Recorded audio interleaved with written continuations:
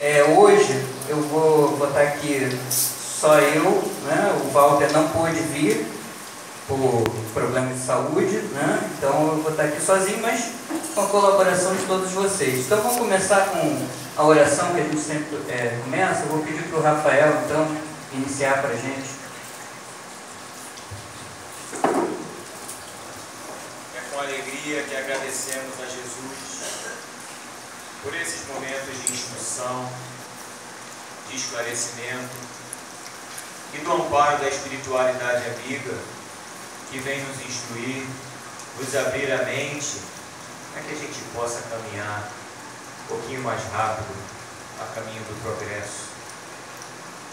Que a espiritualidade nos ampare a todos, ao nosso irmão que vai nos dirigir o estudo de hoje, que ele seja inspirado, que não nos falte a boa vontade de aprender e a inspiração também, a instrução íntima dada pela espiritualidade. Que assim seja. Graças a Deus.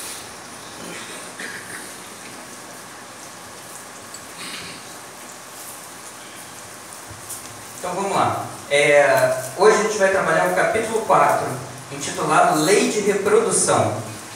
É um capítulo relativamente pequeno, mas tem várias questões aqui que permitem um aprofundamento até bastante grande, tá? Que a gente vai tentar explorar um pouquinho, né? Na medida do possível. Se houver qualquer questão, qualquer dúvida, aí vocês podem interromper, que aí a gente estabelece esse diálogo, essa conversa aí, tá? Então vamos lá. Vamos começar. São 5 tópicos aqui: população do globo, sucessão e aperfeiçoamento de raças, obstáculos à reprodução, casamento, celibato e poligamia. Vamos começar com essa questão da população do globo, falando sobre o crescimento populacional. Tá? Naquela época, Kardec já se preocupava com o crescimento da população no mundo. Né? Então, a primeira pergunta aqui é: a reprodução dos seres vivos é uma lei da natureza? Só um minuto. Eu segurei com óculos. Então, a reprodução dos seres vivos é uma lei da natureza?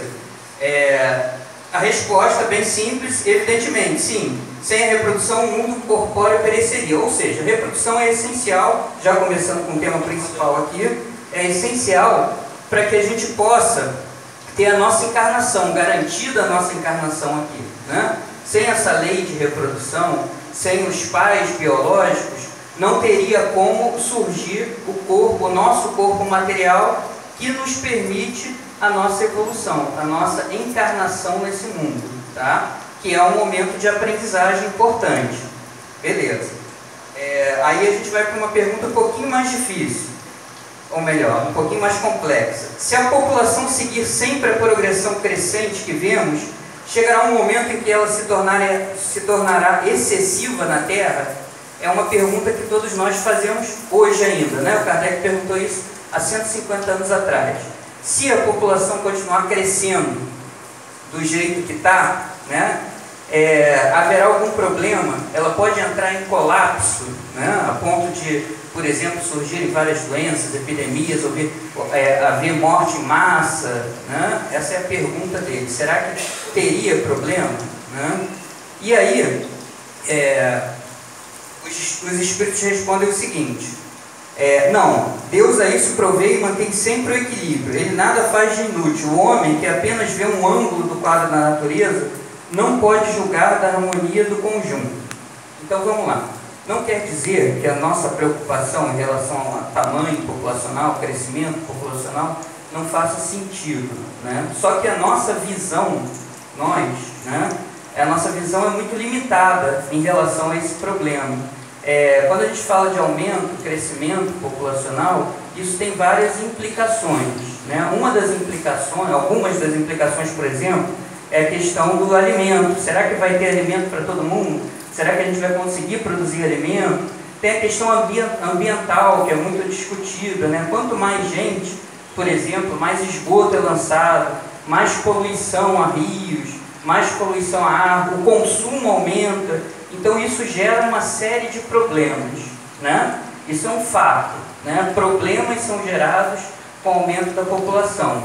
Mas será que esses problemas vão levar a uma extinção, um colapso da espécie? Alguns pesquisadores mais pessimistas dizem que sim, né? Mas os espíritos, né, sua visão mais sábia e mais totalizante, né, eles dizem que não. Porque, na verdade, os problemas eles fazem parte da nossa vida individual e da nossa vida coletiva. Quando surge o problema, é um momento que a gente se esforça para resolver esse problema. Então, vamos falar de alguns problemas, por exemplo, a questão da alimentação, né? Será que elas seriam limitantes? Será que as pessoas passariam a passar fome a partir de um tamanho populacional, né? Aí, o que acontece? O homem ele tem feito um esforço em desenvolver tecnologias que permitam ampliar a produção de alimento. Os problemas que a gente tem hoje relacionados à fome, que são muitos, são mais relacionados à questão da distribuição de alimento e de zonas de guerra, onde há bolsões de fome, né, do que a produção propriamente dita, né? Quer completar? Não precisa não. Foi o que você leu na resposta do Livro dos Espíritos, né? Deus sempre proveu o equilíbrio das coisas, tá? E ele diz também, não me lembro qual é a questão, que a terra, ela é provedora de alimentos necessários para todos aqueles que neles habitam. A questão da fome é daquilo que o Alexandre falou com muita propriedade, voltado pela ganância do homem. Exatamente. De não querer distribuir as coisas de maneira equânime. Porque a mãe terra, a mãe natureza, ela é benévola para todos que habitam o planeta Terra. Então a questão da fome está voltada exclusivamente para o homem, não para a providência divina. E o equilíbrio da população, também isso é perfeitamente provido pela providência divina, porque tem espíritos que encarnam e existem uma gama de espíritos que desencarnam. Porque se assim fosse, os pesquisadores pessimistas, dizendo que a população toda ia acabar crescendo de maneira tal que não houvesse alimento para todo mundo, a população de peixes do oceano já estariam morando com a gente na Terra, porque a população lá também cresce. Não é só de seres humanos que esquecem. Todas as espécies, elas também se reproduzem, obedecendo às questões de lei de reprodução, mas como Deus provê um equilíbrio de tudo, a gente nunca vai ver um peixinho saindo com uma linha de dentro do mar, porque não tem mais espaço para ele nadar lá. E nunca vai também haver alguém querendo mudar do planeta Terra, porque não tem aonde ele ficar aqui. Então sempre vai haver essa questão do equilíbrio, da harmonia, que provém da lei divina, da lei de reprodução, que é uma lei de Deus, e por isso é uma lei perfeita, justa e imutável. Sim, aí pegando um pouquinho isso que você falou, né, perfeitamente, né, na realidade os problemas, né, que são gerados em relação à superpopulação e outros problemas com a ganância humana, são problemas que obrigam o ser humano a refletirem sobre determinadas coisas e mudar o comportamento. Então força a uma evolução, a um aperfeiçoamento moral também, né? Então vamos dar um exemplo simples, né? Não necessariamente, tem a ver com a questão moral, mas de hábito, né? De consumo, por exemplo, né? A gente sabe que a alimentação vegetariana, né? Ela é um tipo de alimentação que ela exerce um impacto ecológico menor, né? Por quê? Porque aí, né, dentro da biologia a gente sabe que para você produzir gado e animal, o gasto de energia e de água é muito maior, né? Então, se a gente tiver, por exemplo, um hectare de terra com um fazendeiro, né? Uma pessoa cuidando dali. 1 hectare de terra consegue sustentar por um ano 30 pessoas. 30 pessoas, o cara plantando legume, verdura, grão, essas coisas, né? Esse mesmo 1 hectare, se a pessoa for criar boi, por exemplo, ela consegue sustentar só 5 pessoas, né? Então a alimentação vegetariana, né, seria uma tendência talvez para o futuro, né? Não que, aí a gente vai entrar depois, mais à frente, algumas discussões em relação à questão orgânica do homem, né? Então algumas mudanças com os problemas que vão surgindo são importantes para mudar essa relação com o meio ambiente, para mudar essa relação de ambição, de só querer retirar recursos da natureza, né? Então o homem tem que se preocupar mais com o ambiente que ele vive, poluir menos, né? Poluir menos a água que a gente vai tomar. Então tudo isso, né? Com esses problemas que vão surgindo com o aumento populacional, são questões que obrigam o ser humano a crescer intelectualmente, tecnologicamente e espiritualmente também, né? Porque se a gente pegasse 50 anos atrás falar de meio ambiente, era considerado uma coisa totalmente fora, né? Supérflua, e hoje já é uma questão importantíssima, né? Importantíssima dentro das políticas. Mas, por exemplo, se a gente pega religiões como a Umbanda, a questão ambiental, né, essa relação com a natureza, uma relação harmônica, ela já existe desde o seu surgimento, porque a Umbanda considera importante o ar que a gente respira, considera importante a água, né? A água, o ar são considerados sagrados, a terra que a gente pisa é considerada sagrada, né? Porque é a terra que produz o nosso alimento, é o ar que faz com que a gente consiga respirar, né? E a água que dá vida para a gente, e também é utilizado nos vários trabalhos espirituais. Então essa relação, ela tende a ficar cada vez mais harmônica do homem com a natureza. Bom, em relação ao crescimento, na verdade a população vem cada vez crescendo menos rápido, né? Existem projeções que no ano de 2100 esse crescimento ele vai cessar, vai se estabilizar. Em alguns países a gente já vem observando até um declínio da população, né? É o que o Marcelo falou, né? Existe uma regulação natural aí das populações, inclusive humana, né? Por várias razões. Bom, agora vamos entrar num outro tópico que é sucessão e aperfeiçoamento das raças. A gente está falando de evolução, né? Evolução intelectual, evolução moral do homem. E aqui o Kardec entra numa questão que a gente tem que ponderar um pouquinho, né? Que é o conceito de raça, né? Dentro da biologia hoje, dentro da ciência em geral, né? A gente pode dizer que existem raças humanas?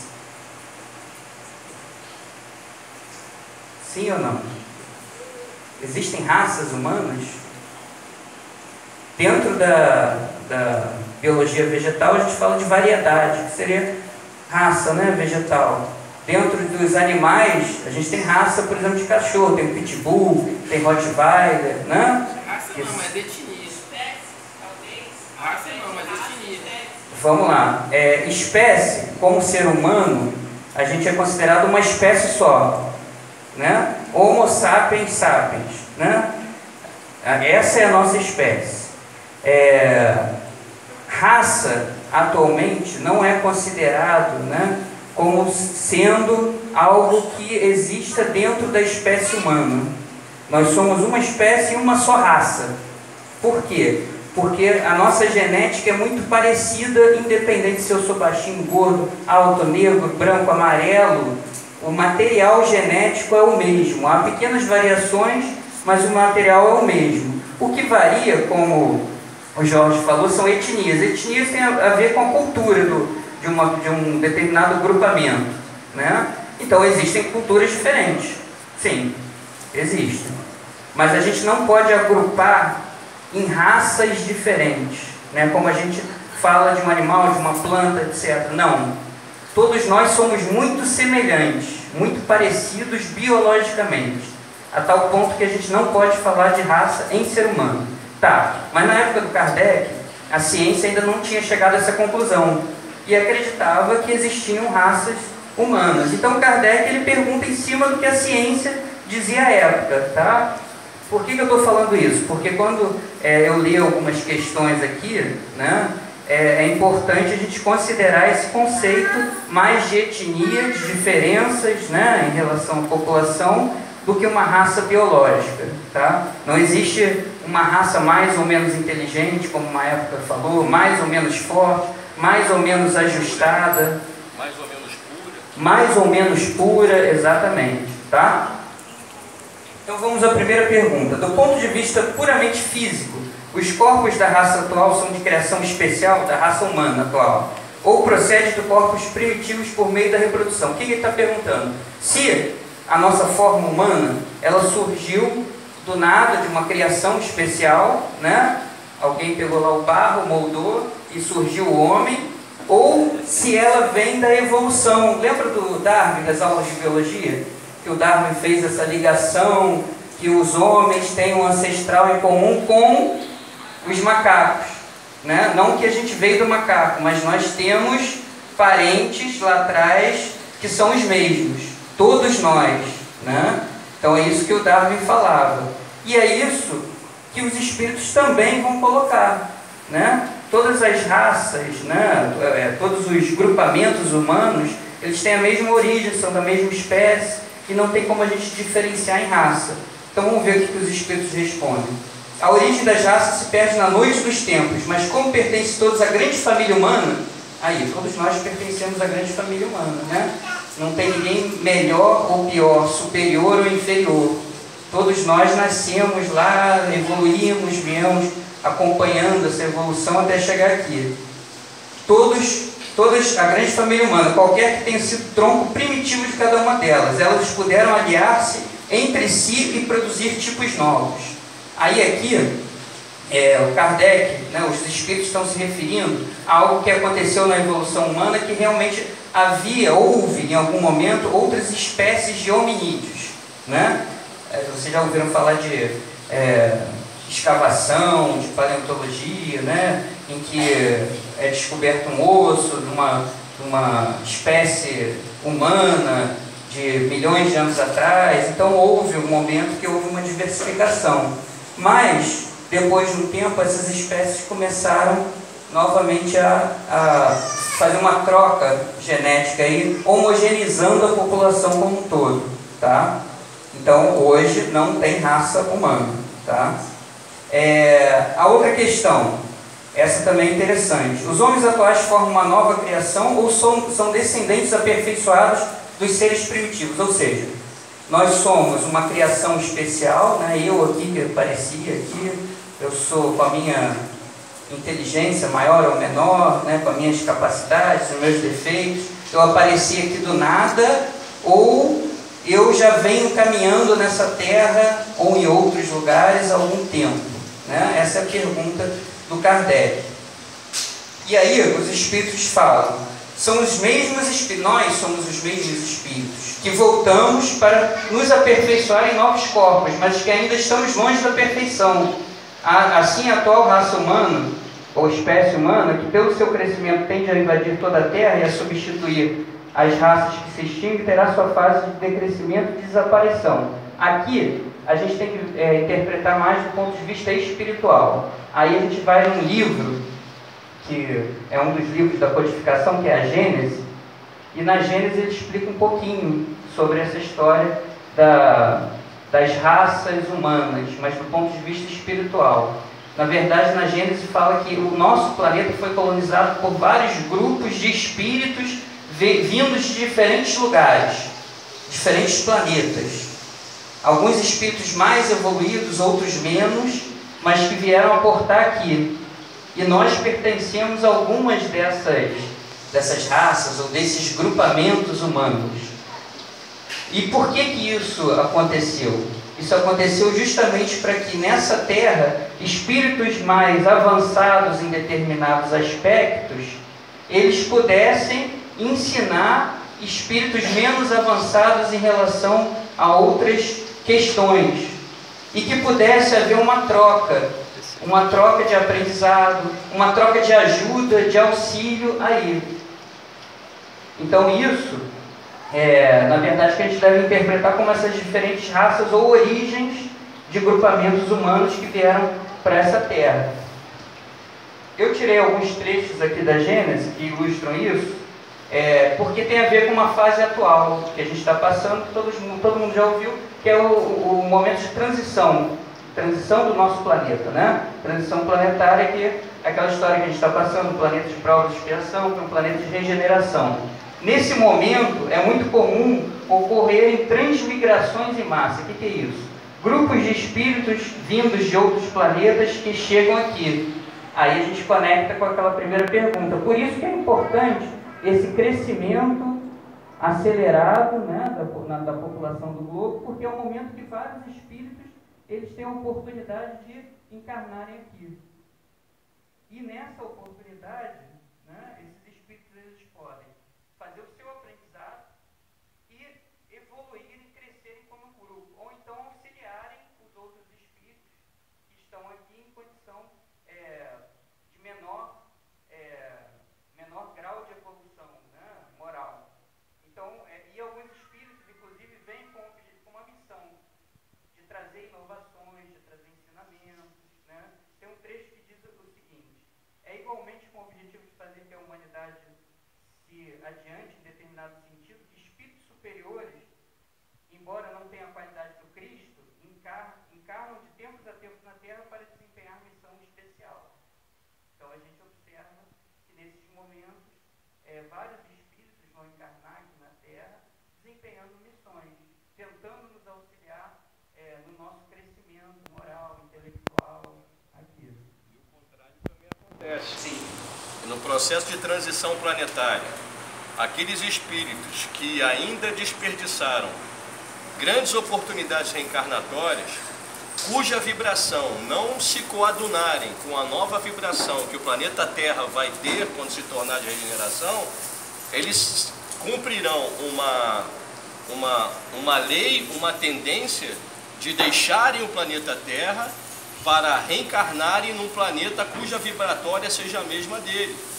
Ou seja, mas é claro que quando eles for convidado a deixar esse planeta de transição, porque a sua vibratória ainda não é para reencarnar no planeta de transição, ele irá para um planeta que ainda será de provas e expiações, porém toda aquela bagagem tecnológica que ele adquiriu, ainda que a sua moral seja menor, servirá para ajudar na evolução daquele planeta tecnológico.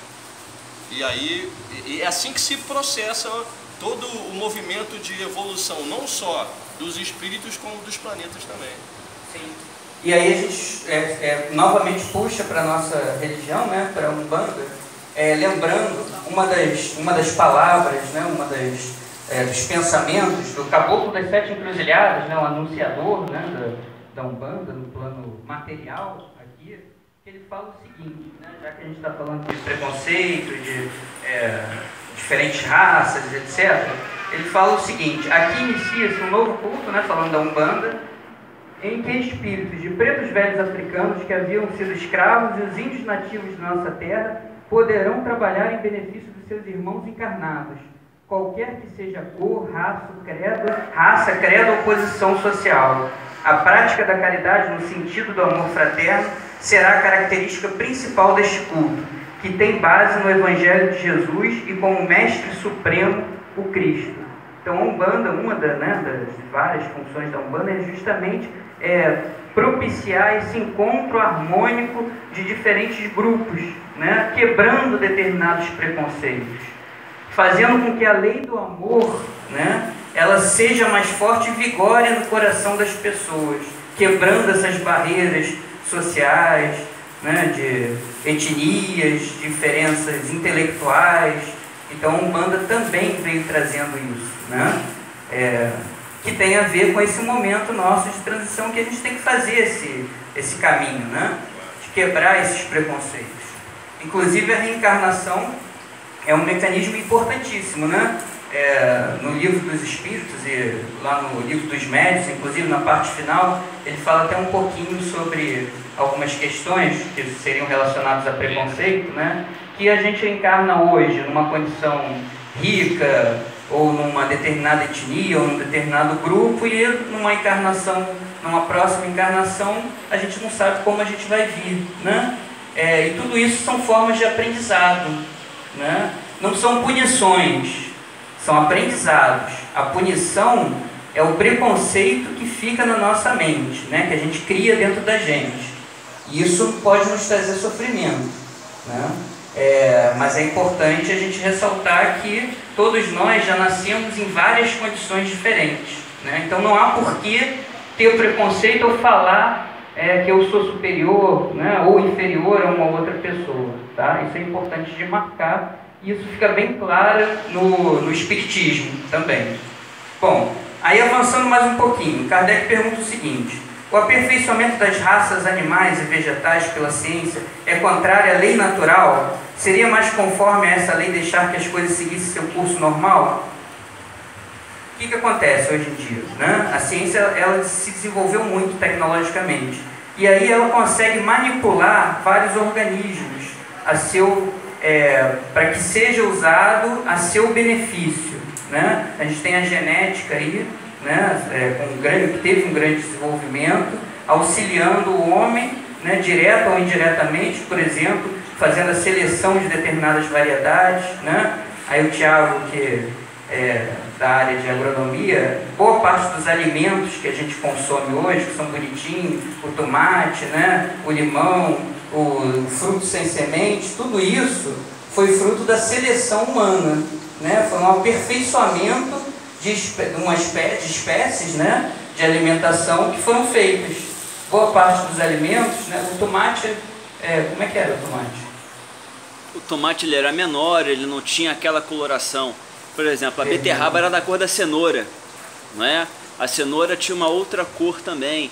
Então tudo foi melhorado, buscando um critério, um padrão, sem intervenções mágicas. A banana tinha caroço? A banana tinha caroço, caroços grandes, maiores que caroços de feijão, por exemplo, né? E hoje em dia objetiva-se um alimento que vai satisfazer a pessoa, sem mágica, sem mistério nenhum, tudo através do melhoramento clássico, que se chama. Cruzamentos entre as espécies com algum objetivo. Os cães, os animais, todos foram melhorados pelo homem com este objetivo também, atender a um determinado objetivo, seja de pastoreio, seja para postura, seja para leite, seja para um fruto maior, mais doce ou menos doce, e por aí vai. Exatamente. Aí a pergunta do Kardec isso tem problema? O homem pode fazer isso? Ou isso é se meter nas leis divinas, intervir nas leis divinas, e isso tem um impacto negativo, né?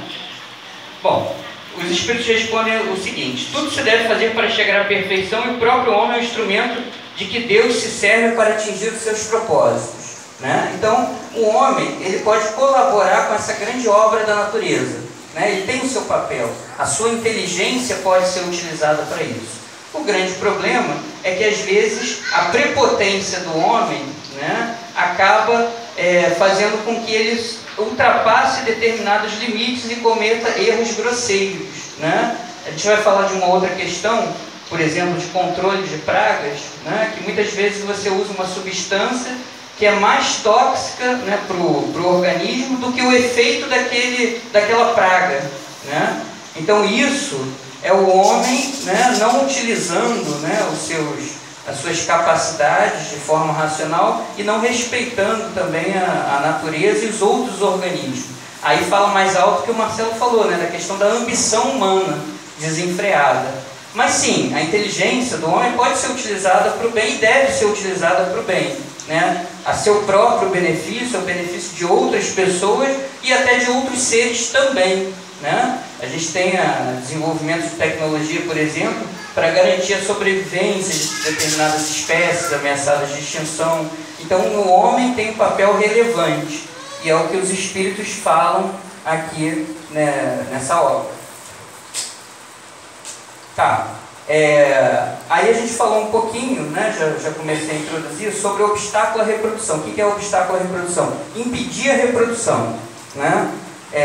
E aí o Kardec entende isso de forma mais ampla. O homem impedindo a reprodução de outras espécies ou impedindo a própria reprodução, né? Mas vamos lá, vamos começar da questão mais simples. Há espécies de seres vivos, animais e plantas, cuja reprodução indefinida seria nociva a outras espécies, e da qual o próprio homem acabaria por ser vítima. Cometeria ele ato repreensivo impedindo essa reprodução? Né? O que a gente acabei de falar agora aqui, na questão de praga, né? Dengue, né? O mosquito da dengue, né? As campanhas são em cima do controle da população de mosquitos. Isso é ruim? Isso é intervir nas leis divinas? Não, né? Isso tem que ficar bem claro, né? Por quê? Porque é um mosquito, né, que ele transmite uma doença que afeta, inclusive pode gerar até a morte, né? Então o homem, ele pode e deve, né, exercer algum tipo de controle sobre essas, não só essa, como diversas outras pragas ou vetores de doença.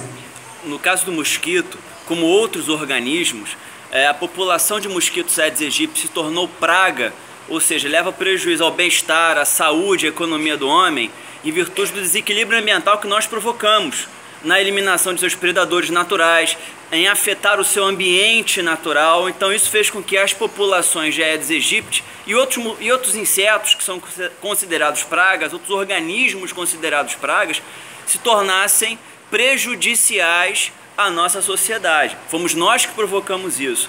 Agora, a ciência já desenvolve técnicas de conservação, de preservação do ambiente, de reintrodução de predadores, que daqui a um tempo, vai ser um médio ou longo prazo, a população vai ser reduzida. Vai depender mais do que? Da gente fazer a nossa parte, em não deixar ambiente para o inseto se reproduzir, vacinar as pessoas contra a febre amarela, é importante isso, né? E claro, seguindo as normas que a ciência vai dizendo para a gente o que fazer na relação com o mosquito, barata, rato e tantos outros organismos que podem afetar a nossa saúde. Tiago, complementando o que você está falando, um exemplo clássico que eu falo disso, para quem conhece Nova Iguaçu, foi a construção ali da Via Light. Por onde passa a Via Light, tinha uma grande vegetação ali onde tinha um córrego, que foi utilizado depois para desembocar esgoto, e ali tinha uma grande população de sapo, rãs e alguns répteis, cobras. Essa população, o que ela fazia? Ela controlava o número de mosquitos da região. A partir do momento que construíram a Via Light e acabaram com aquele córrego, o que aconteceu com a população de pernilongo em Nova Iguaçu? Está um absurdo, porque não quebrou a cadeia, o predador natural desses mosquitos não existe mais. Quebrou a cadeia alimentar. A população predadora desse tipo de inseto não existe mais e os insetos cresceram absurdamente. Perfeito. Aí os espíritos falam um pouquinho disso que vocês estão falando, que é da ecologia, né? A resposta é o seguinte: o homem pode regular a reprodução de acordo com as necessidades suas, mas não deve travá-la desnecessariamente. Mas aí ele coloca a seguinte observação: mas os próprios animais também concorrem para esse equilíbrio, né? Que é o que vocês estão falando dos predadores, pois o instinto de destruição que lhes foi dado faz com que, ao proverem a própria conservação, eles detenham um desenvolvimento excessivo e talvez perigoso das espécies animais e vegetais que se alimentam. Exatamente isso, né? A natureza tem os seus próprios ciclos, controles, que fazem com que haja um controle de populações de espécies nocivas, né? O grande problema, né, são os desequilíbrios que o ser humano acaba gerando, né, com construções, com desmatamento, com poluição, que aí você favorece algumas espécies em relação a outras, e geralmente as espécies que são perigosas para o homem. Aí você cria um problema e tem que resolver esse problema. Aí muitas vezes você tenta resolver um problema gerando outro problema, com o uso de veneno, por exemplo. Que aí você mata aquele bicho ou aquela espécie de planta, mas em compensação polui a água. Então falta mais discernimento ao homem e mais capacidade de compreensão dessas leis naturais. Não que ele não possa atuar, né? Mas ele deve atuar de forma mais consciente e responsável, e mais preocupada com as outras espécies, mais preocupada com as outras espécies também, né? Para minimizar esses outros problemas aí. Outra questão, aí relacionada a nós, seres humanos, né? Que se deve pensar dos usos que tem por fim impedir a reprodução, com vistas à satisfação da sensualidade. Ou seja, método contraceptivo, né? Anticoncepcional, né? O que se deve pensar disso, desse uso na espécie humana, né? Oi? É complicado? Não é complicado, assim, vamos lá, né? A resposta dos espíritos é o seguinte: ela não é uma resposta taxativa, né? É uma resposta bem sucinta, que eles falam o seguinte: isso prova a predominância do corpo sobre a alma e quanto o homem está apegado à matéria. Ponto. Né? Ele não fala que não pode, é proibido, mas fala que isso mostra a predominância da matéria sobre o espírito. Né? É a mesma discussão se a gente pegar a questão da alimentação carnívora ou vegetariana, que eu comecei a falar de propósito. Né? Os espíritos, né, na codificação e depois na revista espírita, eles falam, por exemplo, que em planetas mais evoluídos, os seres eles nem se alimentam, eles não matam outros seres. Né? Eles conseguem pegar elementos da atmosfera, por exemplo. Né? O André Luiz, por exemplo, quando ele vai visitar um matadouro, ele fica abismado. Por quê? Porque vários espíritos, eles, no momento que os animais estão sendo abatidos, eles tentam sugar aquela vitalidade que sai do sangue, das vísceras, né? E o instrutor deles chama atenção, mas a gente faz isso também, a gente se alimenta. Nosso repasto, né, é rico em carne. Né? E a gente não está nem aí para os animais. Né? Só que aí a gente pode ponderar, mas sim, a nossa constituição orgânica atual, né, ela é uma constituição que exige determinados elementos que são fornecidos por essa dieta animal, pelo menos em alguma proporção. Né? Não precisa ser churrasquinho todo dia, mas numa proporção pelo menos mínima, né, ela é importante. Tanto é que algumas pessoas que entram numa dieta vegetariana acabam desenvolvendo alguns problemas, né? Como por exemplo uma anemia. Né? Por quê? Porque a constituição orgânica nossa ainda exige algum tipo de abate de animal. Né? Então a nossa materialidade supera a nossa condição espiritual.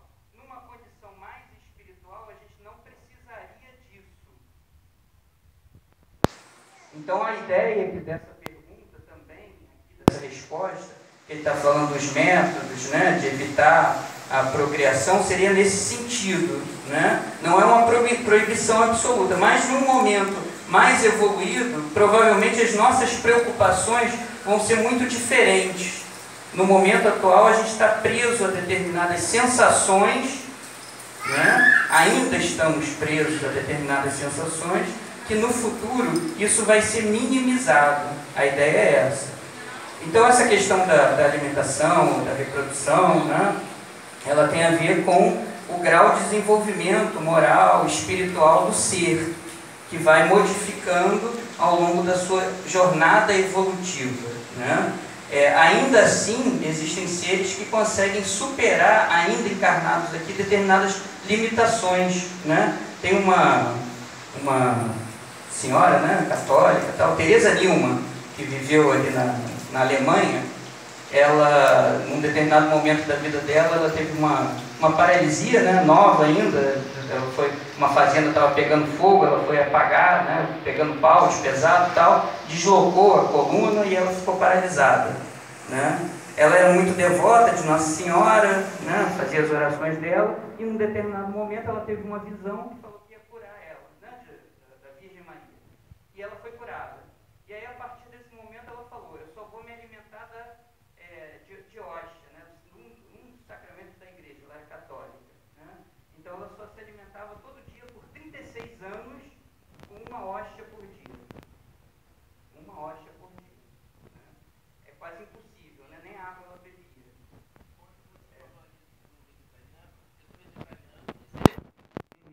Ser vegetariano. Sim. Sou vegetariano desde que me entendo como gente. Sim. A minha fase até quase adulto, que depois você criança, adolescente, você não fica doente, se não tiver nenhuma intercorrência, você não fica doente de praticamente nada. Aí você não vai a médico. Depois, quando eu comecei a trabalhar, comecei a fazer exame, que tinha que fazer exame de sangue, isso, aí, agora há pouco tempo, a médica passa para mim reposição de complexo B, porque o complexo B só tem na alimentação animal. Embora eu coma leite, coma ovo, eu só não gosto de carne nenhuma, entendeu? Tem que fazer reposição de B12. Sim, são os limites, né, que a carne impõe, né, a nossa matéria impõe. Né? Isso não quer dizer que vai ser sempre assim. Né? Quando a gente estiver numa condição mais evoluída, o espírito vai predominar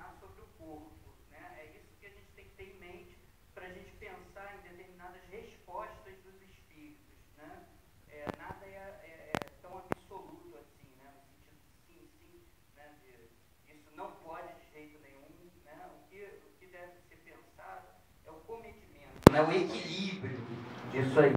A gente deve buscar mais as coisas espirituais, mas tendo noção que a gente ainda tem muita limitação material. Lembrando que o próprio Cristo ele se alimentava como nós, não é? Uma carne bovina na época de Jerusalém que ele viveu era um artigo de luxo, então ele não poderia comer, mas certamente ele se alimentou de ovelha, ele se alimentou de peixe, ele se alimentou de aves, não é? Bebeu vinho, mas tudo com moderação. Em momento algum da Bíblia nós encontramos que ele tenha ficado bêbado, que ele tenha comido demais, que ele tenha cometido qualquer ato de abuso em relação à sua alimentação e, claro, à sua conduta, não é? Exatamente, a ideia é essa, é a moderação, né, que a gente tem que ter em mente. Esse limite aí que às vezes é difícil, que é ultrapassado facilmente pela falta de bom senso, né, de reflexão nossa.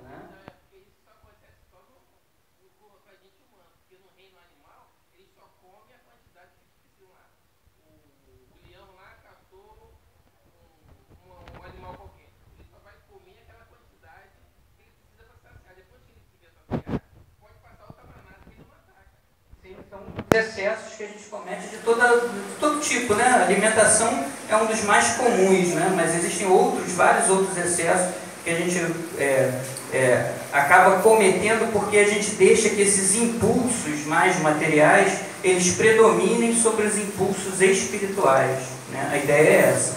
Bom, um outro ponto que a gente vai falar também rapidamente, né? Embora seja um tema também bastante profundo, é casamento e celibato. Tá vendo? Tem uns pontos polêmicos aqui. Casamento e celibato. O Kardec pergunta o seguinte: o casamento, isto é, essas duas são fáceis, né?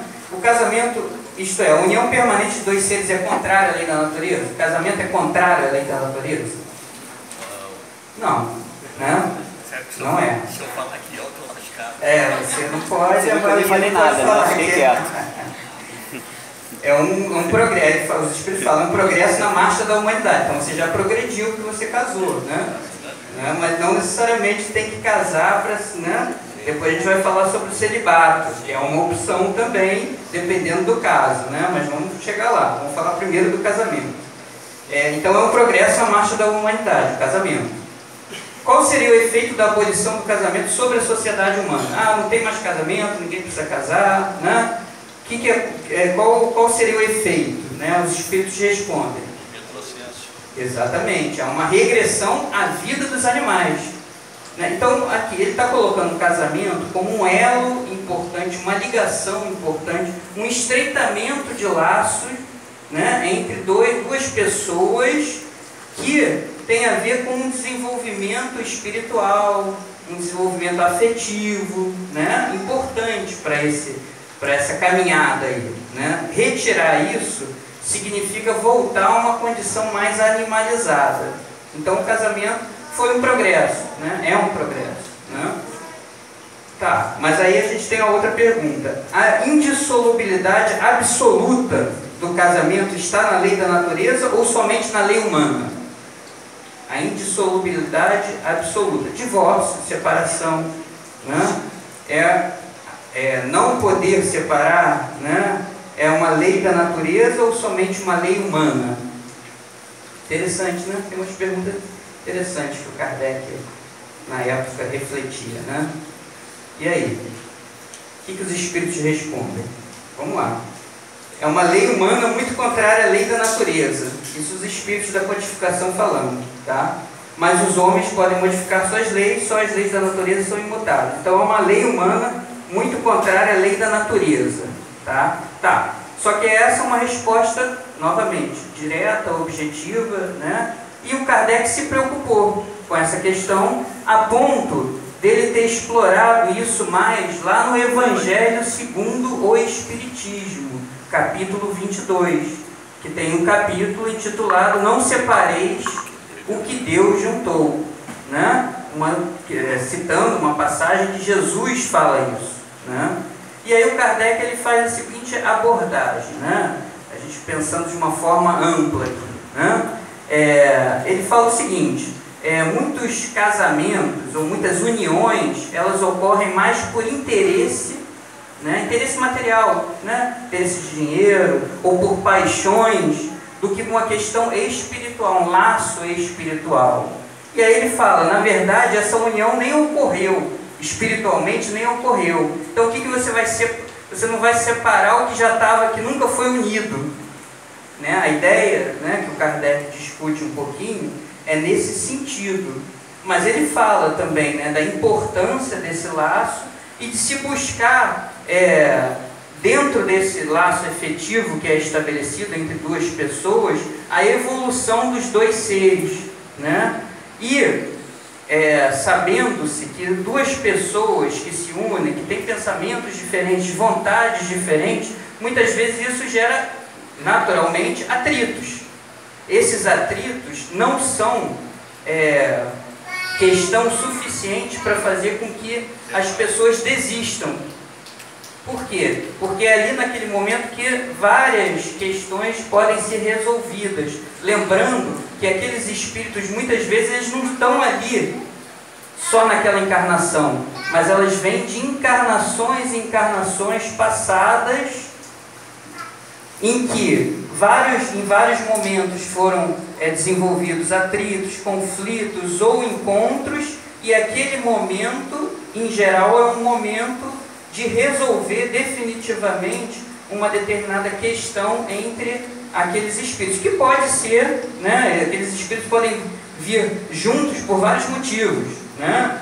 Pode ser uma prova provacional, pode ser um espírito mais evoluído que